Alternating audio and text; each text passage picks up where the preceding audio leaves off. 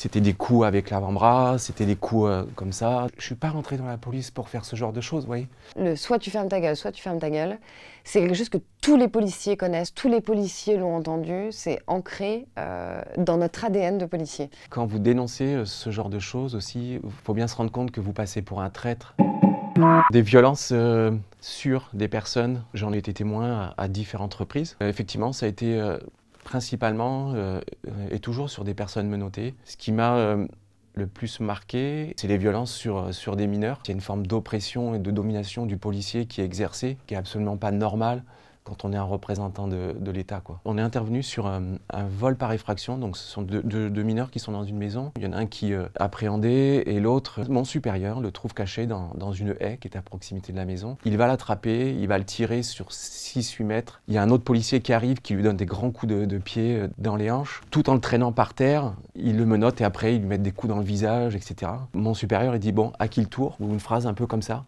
Et c'est un enfant, quoi. C'est quelque chose de hyper choquant. En même temps, parce qu'il y a 10 policiers et personne ne dit rien, quoi. Je suis pas rentré dans la police pour faire ce genre de choses, vous voyez. J'aurais préféré intervenir et de m'opposer.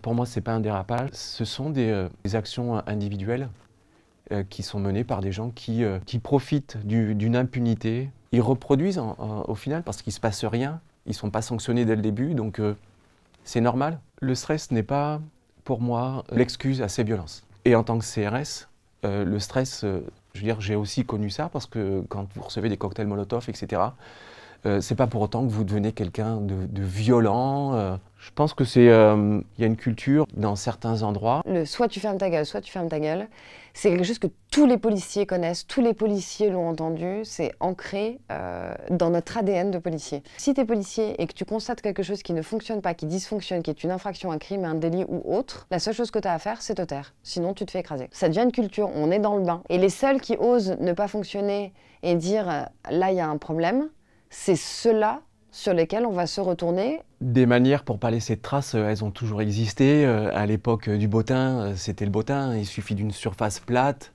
et de frapper à certains endroits. Moi, j'ai vu des fonctionnaires donc frapper avec le plat de la main sur le visage. C'était des coups avec l'avant-bras, c'était des coups comme ça, donc c'était sur le thorax. Le groupe WhatsApp, c'est un groupe qui a été créé pour la brigade. J'ai effectivement vu passer des photos. Elles me semblent porter atteinte à la dignité de certaines personnes. Le plus choquant, c'est mon supérieur qui prend une photo d'un homme qui est transporté dans le véhicule de police et il a le pantalon baissé, il est couché dans le véhicule et avec une lampe torche à quelques centimètres de sa raie des fesses. Puis ça enchaîne sur des propos salaces, quoi. Donc quand c'est des atteintes à la personne, c'est choquant, d'autant plus que c'est illégal. Lorsque j'ai su que l'IGPN se saisissait de mon affaire, je me sentais tranquille. Je croyais en l'IGPN. Ils ont mené, me semble-t-il, une enquête à charge. D'ailleurs, ça a été relevé par le jugement. Pour moi, c'est un organisme qui est à la solde de l'État. De par cette allégeance, il oriente les enquêtes comme bon lui semble.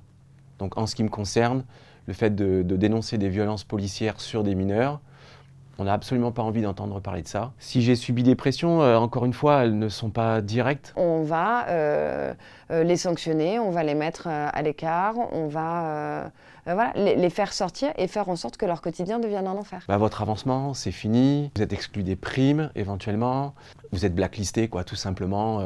Quand vous dénoncez ce genre de choses aussi, il faut bien se rendre compte que vous passez pour un traître. Vous vous retrouvez la cible de tout le monde, quoi. Oui, je suis fière d'être policière parce que je trouve que c'est un des plus beaux métiers du monde où on peut faire plein de choses. Je suis sûre que chacun peut trouver sa place et qu'en changeant 2-3 petites choses, on pourrait déjà énormément faire évoluer les choses. La seule chose que je voulais pas, c'était tomber vraiment dans la critique policière.